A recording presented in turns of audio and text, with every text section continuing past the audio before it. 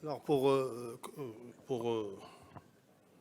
commencer, avant de commencer, je voudrais féliciter les organisateurs pour cette belle organisation justement et pour la qualité des conférences. Je remercie les laboratoires Sanofi pour m'avoir donné cette occasion de parler d'un sujet qui est toujours d'actualité. C'est la saison d'automne, c'est le début des infections des voies aériennes supérieures. Et donc, on va voir un certain nombre d'infections des voies aériennes supérieures. On n'aura pas le temps, effectivement, en 30 minutes de tout faire, mais on fera l'essentiel. Donc, il faut savoir que, juste pour vous informer, qu'il y a un guide qui a été actualisé, le guide de prise en charge des infections des voies aériennes chez l'enfant, que ce soit supérieur ou inférieur, sous l'égide du ministère, avec un certain nombre d'experts.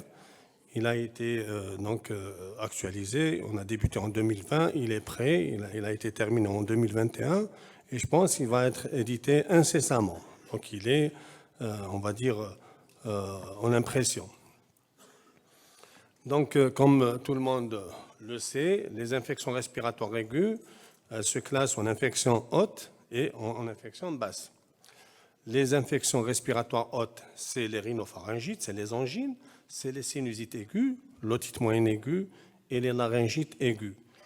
Les infections basses comprennent la bronchiolite aiguë du nourrisson, les bronchites aiguës, qui sont très rares chez l'enfant, et les pneumonies.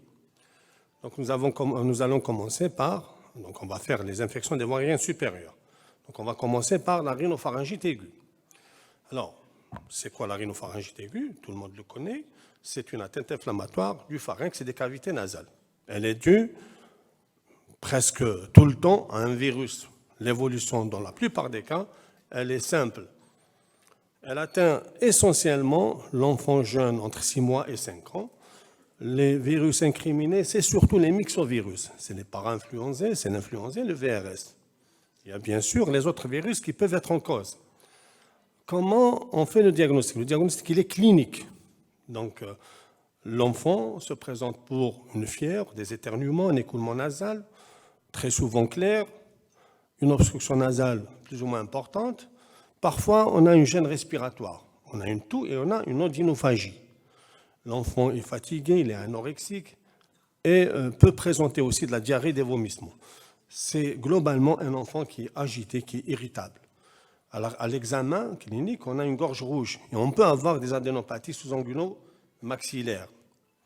Donc, le traitement, il est symptomatique. C'est viral, il est symptomatique. Donc, on ne donne pas d'antibiotiques. J'insiste sur ça parce que, très souvent, on voit des jeunes nourrissons qui présentent un tableau de rhinopharyngite virale et qui sont mis presque systématiquement sous antibiotiques pour peu qu'il ait de la fièvre.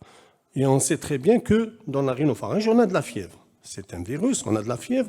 Et donc, très souvent, on voit des enfants jeunes, j'insiste sur ça, vous m'excusez, parce qu'on a vu des ordonnances plusieurs fois comprendre beaucoup de macrolides, de la josamycine, de la zithromycine, de la clarithromycine, mais aussi les autres antibiotiques pour des infections qui sont virales.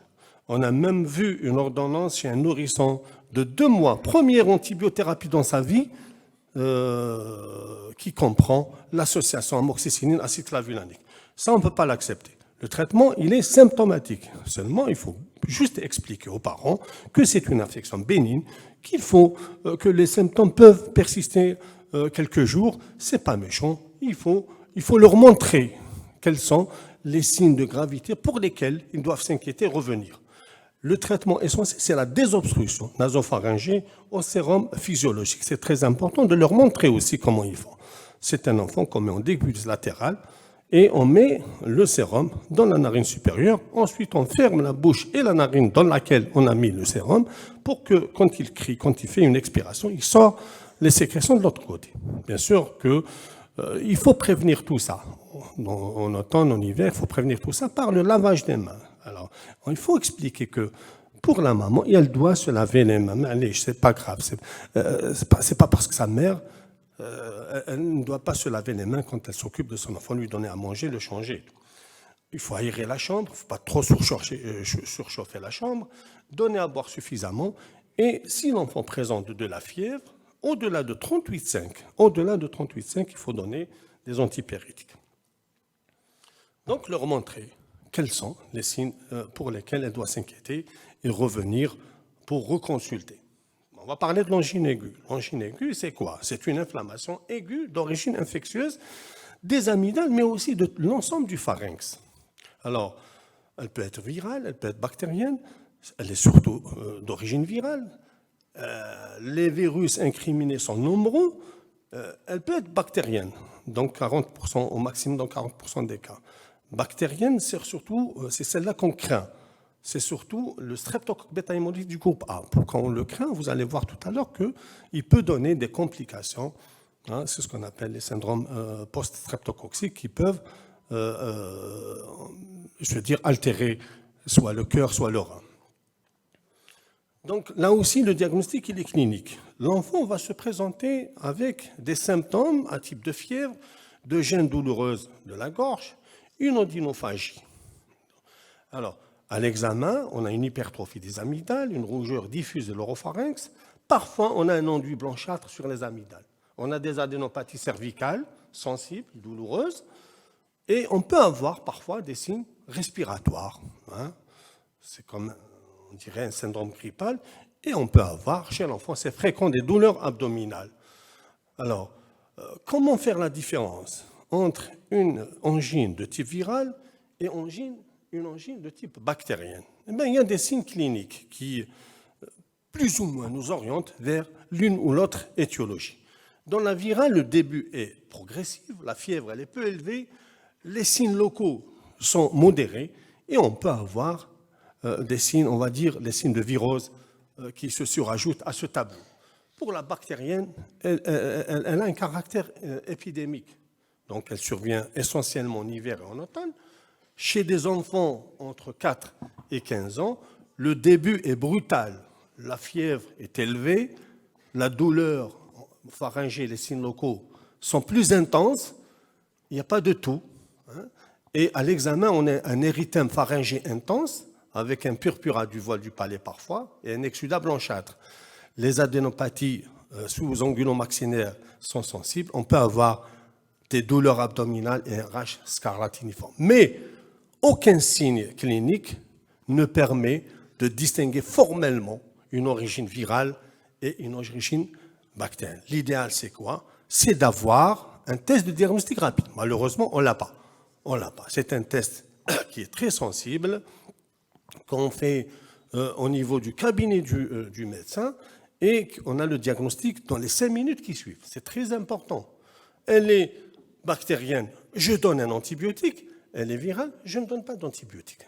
Le test de diagnostic rapide, il coûte 1 € dans les pays européens et américains. Alors, l'histoire naturelle de l'angine, elle peut évoluer favorablement. En 3 à 4 jours, le tableau peut disparaître complètement, même en l'absence de traitement. Mais le problème dans l'angine, c'est les complications. Il y a les complications loco-régionales, hein, septiques, ça peut se compliquer d'une otite moyenne aiguë, ça peut se compliquer par un phlegmon périamygdalien qui va nécessiter un traitement chirurgical, ça peut se compliquer par un abcès rétropharyngé, là aussi, ça implique aussi les chirurgiens, et ça peut donner une adénite cervicale suppurative et une cellulite cervicale. On craint aussi les symptômes, les syndromes post-streptococciques, à type de j'arrive, pas de souci. Glorégéna, on a trouvé l'astuce, ou le rhumatisme articulaire aigu. Le traitement consiste en quoi? Bon, il y a un traitement symptomatique, évidemment. L'enfant, il a mal, il a de la fièvre, donc on va donner du paracétamol, 60 mg par kilo. Alors, le traitement de la fièvre, on privilégie le paracétamol. Ça, c'est connu, c'est dans toutes les recommandations, c'est le paracétamol, 60 mg par kilo par jour en cas de prise. Mais sinon, on peut aussi associer les moyens physiques. On aère la chambre, on donne des boissons abondantes Et bien sûr, on va déshabiller l'enfant. Le traitement antibiotique, voilà. Alors on se pose la question, pourquoi on donne l'antibiotique? Puisque l'évolution peut être favorable en 3 à 4 jours. Eh bien, pour prévenir ces complications septiques et les syndromes post-streptococciques aussi.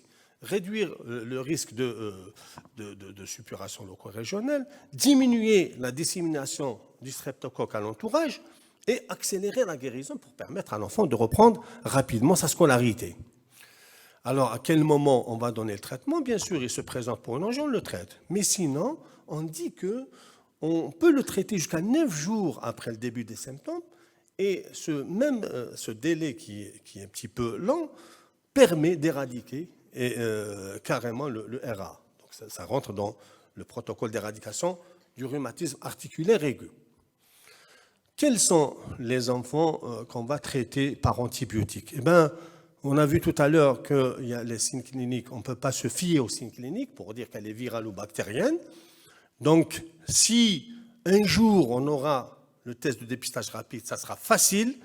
Donc, on peut faire la distinction au cabinet du médecin et donc on va pouvoir trancher rapidement. Mais sinon, en attendant d'avoir le test de diagnostic rapide, on va considérer toute angine rouge ou érythématopultacée chez l'enfant de plus de 4 ans comme étant post-streptococcique. Même si on doit la traiter en excès, mais à l'IGE, c'est pour éviter les complications qu'on a vues tout à l'heure. Chez l'enfant jeune, moins de 4 ans, on peut se permettre, s'il a une angine rouge, on peut la traiter juste symptomatiquement. Comment? Donc on va donner un antibiotique. L'antibiotique qui est préconisé dans les recommandations françaises, qui sont récentes, c'est de l'amoxicilline à 50 mg par kilo par jour en 2 prises pendant 6 jours. 6 jours suffisent. Et en alternative, ils peuvent aussi, eux, ils recommandent la cefpodoxime, qui est une céphalosporine, de l'azithromycine à 20 mg par kilo par jour, en une seule prise pendant 3 jours, de la josamycine, de la clarithromycine. Les Américains, ils recommandent toujours, alors c'est des recommandations de 2011, mais ils sont toujours en vigueur, ils recommandent la pénivée par voie orale.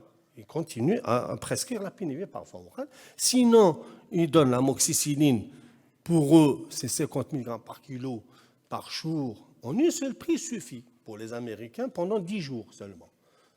Et puis il y a la fameuse benzaltylpénicilline, qui continue à prescrire et qui a fait ses preuves dans plusieurs pays dans l'éradication du rhumatisme articulaire aigu.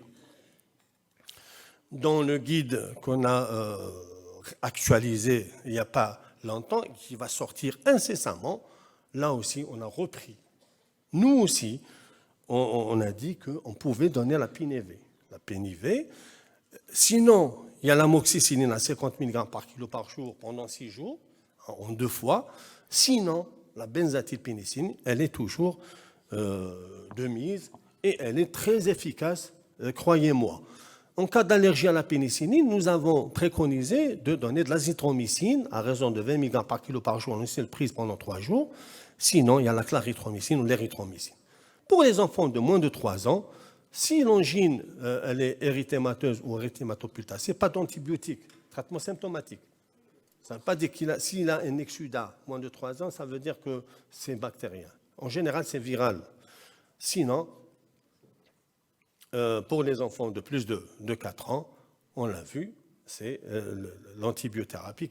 Alors pour l'otite moyenne aiguë, comme on l'a défini, c'est une infection aiguë de l'oreille moyenne avec des signes et des symptômes d'installation rapide et la présence de pus dans l'oreille moyenne. C'est ça la définition d'une otite moyenne aiguë purulente. On sait très bien que l'oreille est divisée en 3 compartiments. Il y a l'oreille externe, l'oreille moyenne et l'oreille interne. Et vous voyez que l'oreille moyenne est reliée au pharynx, on va dire, par le biais de la trompe de Stage. Alors, et on sait très bien que la cavité tympanique, elle est stérile chez l'enfant. Et dans la cavité nasale, on a des bactéries, on est des porteurs sains, pour un certain pourcentage pour les enfants, ils sont porteurs sains, d'hémophilus, de pneumocoque, de Branamella, Cataralis aussi. Qu'est-ce qui permet d'éviter à ces bactéries de monter jusqu'à l'oreille moyenne? Eh bien, c'est la trompe de Eustache, justement, qui est tapissée par un système mucociliaire, c'est une muqueuse ciliaire, et qui permet donc de faire le drainage des sécrétions pour empêcher la fixation et la remontée à la fixation de ces bactéries vers l'oreille moyenne. Et vous savez très bien que chez l'enfant de moins de 5 ans, il fait beaucoup d'infections virales. Et ces infections virales, qu'est-ce qu'ils font? Ils vont détruire cette muqueuse au niveau de la trompe d'Eustache. Et donc, ils vont détruire, en fait, ce système mucociliaire qui est très efficace. Et donc, il jouera plus son rôle. Et donc, les bactéries qu'il y a au niveau de la cavité nasale peuvent remonter vers l'oreille moyenne et infecter l'oreille moyenne. Comment on diagnostique l'otite moyenne aiguë? Il y a des signes d'appel, il y a l'otalgie et la fièvre, c'est des signes cardinaux, on va dire. L'otalgie, elle est plus ou moins importante. Chez l'enfant plus grand, il vous dit que j'ai mal à l'oreille, mais chez le nourrisson, l'enfant plus jeune, il ne saura pas le dire. Et donc, il y a ce qu'on appelle les équivalents. Les équivalents de cette otalgie, c'est quoi? C'est de l'irritabilité, c'est des pleurs, c'est de l'insomnie. Et on voit un enfant qui touche tout le temps son oreille. Il y a les autres signes, effectivement. On peut avoir de la toux, de la rhinorrhée, de l'encombrement des voies aériennes supérieures. On peut même avoir des vomissements et de la diarrhée. Il y a les signes otoscopiques. Donc on voit à l'autoscope, on a une inflammation de la membrane tympanique. Donc on a de la congestion ou on a une hypervascularisation de cette membrane tympanique. Mais ça ne suffit pas parce qu'on peut avoir ça dans les otites virales, dans les otites moyennes virales. Ce qui est exigé pour faire le diagnostic de l'otite moyenne purulente, c'est d'avoir un épanchement rétrotympanique. Il peut parfois être extériorisé, on a l'autoré, et donc le problème est réglé. Mais sinon, s'il n'est pas extériorisé, qu'est-ce qu'on doit chercher? On doit chercher l'effacement des reliefs ou un bombement du tympan. Regardez ici le tympan normal.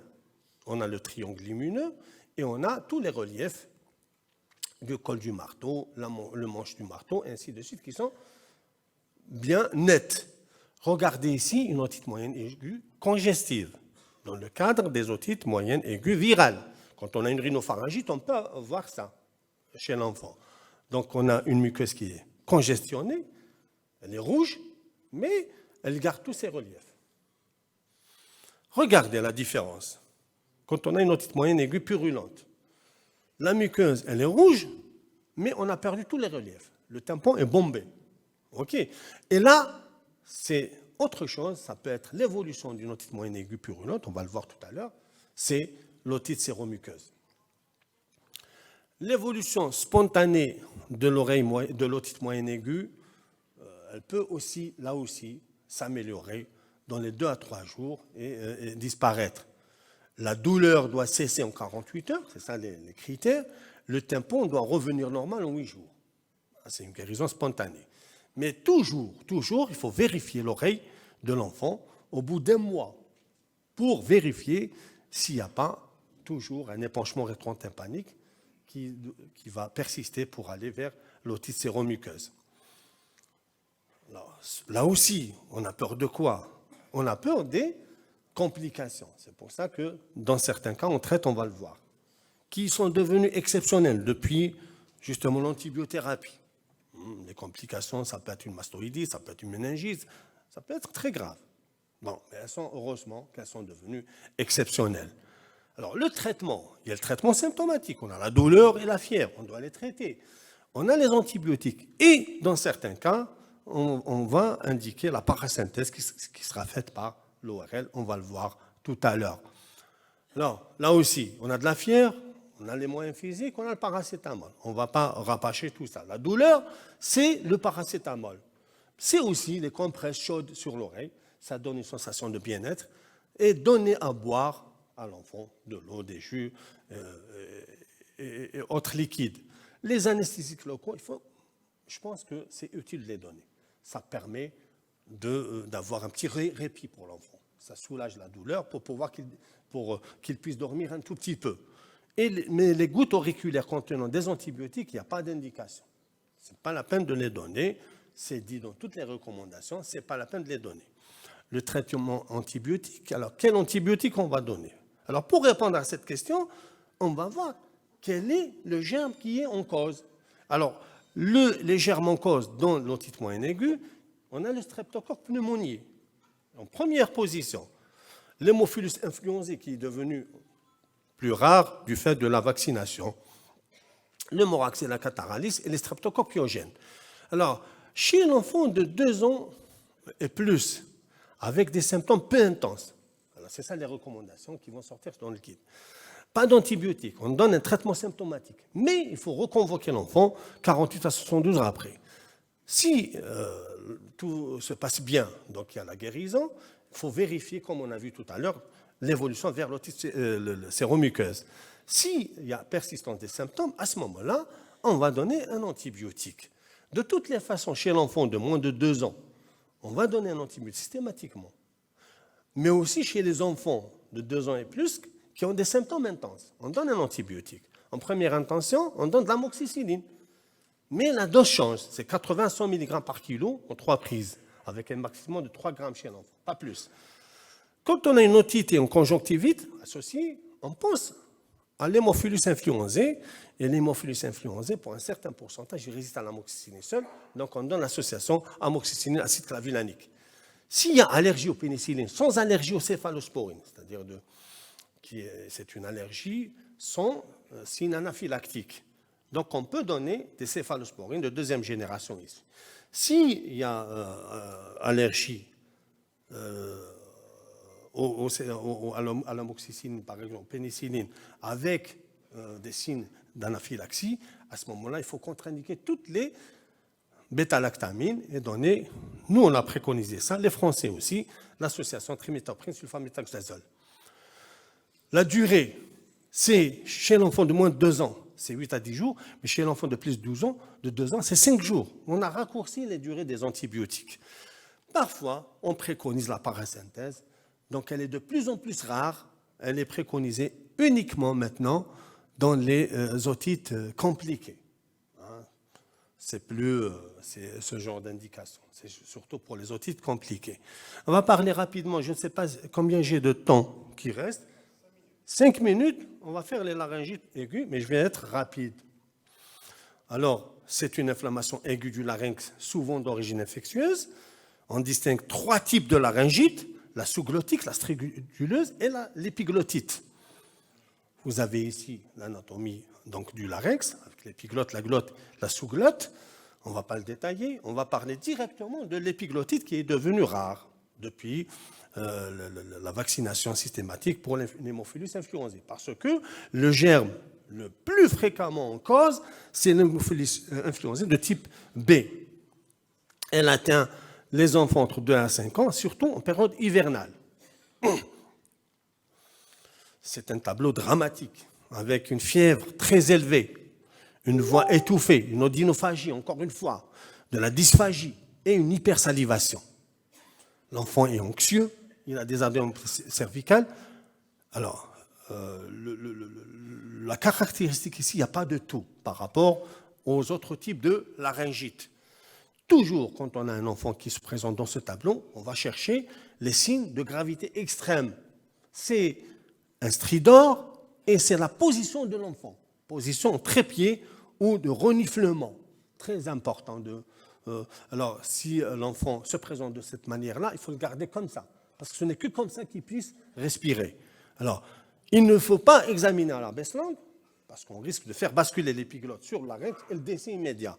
Et ne pas allonger l'enfant. Garder la position qu'il a. Le traitement, c'est l'hospitalisation, c'est une voie d'abord, c'est respecter la position assise de l'enfant. L'antibiothérapie, c'est une double antibiothérapie céphalosporine de 3e génération associée à la gentamicine et bien sûr des corticoïdes, la dexaméthasone, 0,6 mg par kilo en IVD qu'on peut renouveler 1 heure après. Alors, si on a un stridor, une position du trépied, pensez à assurer la perméabilité voie aérienne, mais avec l'aide des gens spécialisés, les ORL. Parce que pour faire ça, il faut une intubation trachéale, il faut une trachéotomie, ça sera en milieu spécialisé. On ne va pas faire n'importe quoi. La laryngite aiguë sous-glottique, c'est la plus fréquente cause de laryngite aiguë chez l'enfant. Elle atteint les enfants entre 6 mois et 3 ans. Elle est rare avant 6 mois chez l'adolescent. Elle atteint le garçon plus fréquemment que la fille et elle prédomine en automne. Alors, elle est due à un virus, le virus parainfluenzé 1 et 3. En général, il y a les autres virus qui peuvent être en cause. La symptomatologie, c'est le début progressif et nocturne au décours d'une rhinopharyngite ou un épisode grippal. Donc, on a une fièvre peu élevée, une toux, une odynophagie, une rhinorrhée. Généralement, quand c'est comme ça, ça peut régresser en 48 heures, mais sinon, ça peut évoluer vers la phase d'état qui est atteinte à peu près en une semaine. On a de la dyspnée, une voix rauque, un stridor inspiratoire. Et on a une toux aboyante.